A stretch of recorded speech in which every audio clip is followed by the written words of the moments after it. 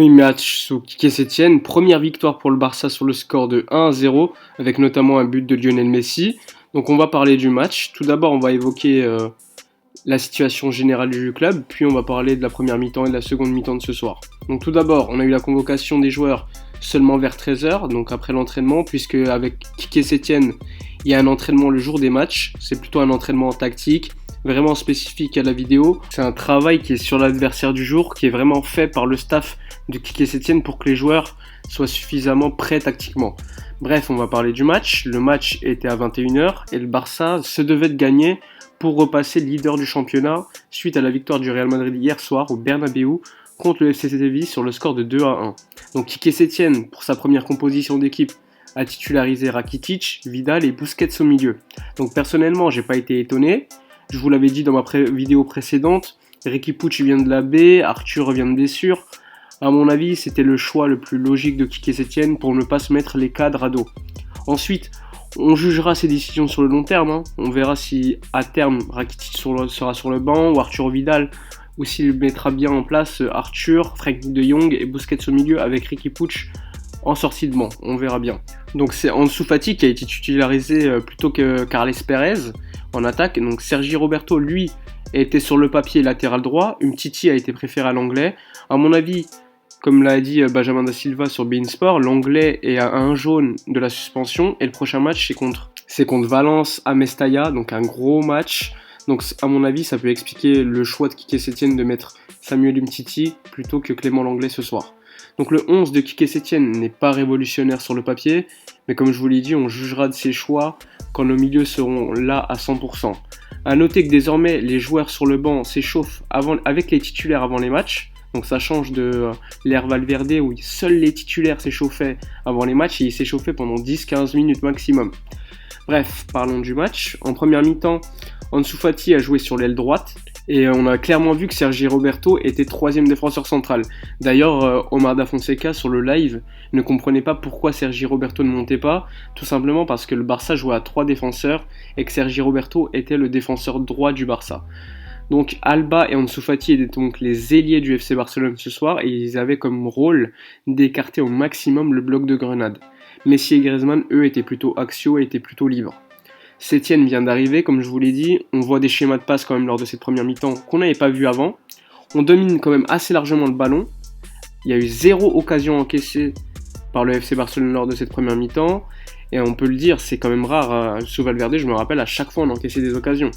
On a eu certes peu d'occasions également. Il me semble en première mi-temps, on en a 3-4. Il y en a eu 2 à mon avis, c'était pour Ansu Fati et 1 ou 2 pour Messi. Mais quand même, ça reste pas mal, surtout après une semaine depuis l'arrivée de Quique Setién. Moi, ce qui m'a vraiment gêné lors de cette première mi-temps, c'est Ivan Rakitic et Arturo Vidal. Ils étaient vraiment trop stériles avec le ballon. Ils faisaient que des passes en retrait et ça ralentissait le jeu de l'équipe.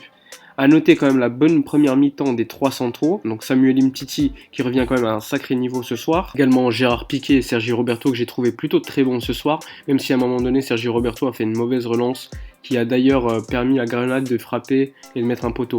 Grosse occasion de Grenade, l'une des seules. On va parler de la seconde mi-temps. Concernant la seconde mi-temps, elle a été assez stérile au début. Grenade a d'ailleurs failli marquer comme je vous l'ai dit avec le poteau. C'est leur seule occasion claire du match, on va dire. C'est Sergi Roberto qui fait une erreur individuelle. J'ai remarqué également un déclin physique de l'équipe vers l'heure de jeu, vers la 60-65e minute. Avant le carton rouge, l'équipe est clairement en difficulté au niveau physique. Ensuite, il y a l'entrée de Riqui Puig. Ça m'a fait plaisir personnellement, puisque je le suis depuis assez longtemps. Il récupère le ballon pour entraîner le premier but du Barça et donc le premier but de Messi sous l'ère Quique Setién.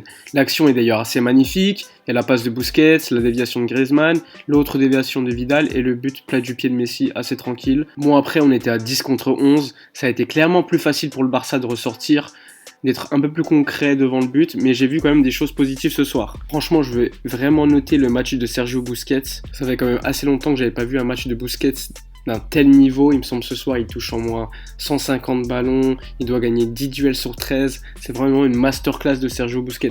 Après, comme c'est dans une équipe qui a beaucoup le ballon, c'est quand même plus facile pour lui de jouer, de dominer le milieu de terrain plutôt que sous l'ère Valverde où il devait vachement courir. Après, à souligner également l'entrée de Riqui Puig qui m'a beaucoup plu et qui montre encore une fois que la taille ou le physique n'est pas déterminant quand on joue au Barça. On peut être supérieur au niveau QI football et montrer clairement qu'on est supérieur à nos adversaires, même si physiquement on est plus mince, on est moins grand, etc. Également à souligner le match des 3 défenseurs centraux qui m'a plu, sauf l'erreur de Sergi Roberto à un moment donné, comme je vous l'ai dit tout à l'heure. Ensuite, petit bémol, le manque d'occasions créées, quand même, on va le dire. On a vu des schémas de passe qu'on n'avait pas vu depuis très longtemps. J'ai quand même aimé l'équipe pendant 60 minutes sur 90. À mon avis, lors de la seconde période et du début de la seconde période, on était clairement en difficulté. Grenade ressortait un peu plus facilement les ballons. Peut-être un déclin physique à mon avis. Et globalement, pour un premier match, j'ai vu quelques changements. Après, à voir contre une équipe un peu plus forte, avec un Quique Setién qui aura l'équipe depuis un peu plus longtemps, avec le retour de Frenkie de Jong, la possibilité de titulariser Arthur, etc. Au niveau des statistiques, ce soir, il y a quand même eu 18 frappes pour le Barça et seulement 4 frappes concédées. Alors certes, on était au Camp Nou, mais moi je me rappelle sous l'ère Valverde, n'importe quelle équipe pouvait nous mettre en difficulté assez facilement. Ce soir, le Barça a fait plus de 1000 passes. Je sais pas si on avait vu ça sous Valverde. Franchement, ces 1000 passes, elles n'ont pas été forcément favorisées par le rouge qu'a pris Grenade, puisqu'il y avait déjà 600 passes à la mi-temps pour le Barça. Bon, après, on va me dire, c'est bien beau de faire des passes, mais si c'est pas du concret, ça sert à rien. De ce côté-là, je suis plutôt d'accord, mais à mon avis, les schémas de passes, etc. vont se travailler au fur et à mesure. On peut pas tout acquérir en une semaine de travail sous Quique Setién, ça c'est clair. Donc bonne nouvelle puisque le Barça récupère sa place de leader. Dites-moi en commentaire votre avis sur le match et votre homme du match. N'oubliez pas également de liker la vidéo, de vous abonner à la chaîne. A bientôt pour une prochaine vidéo, mais d'ici là, portez-vous bien.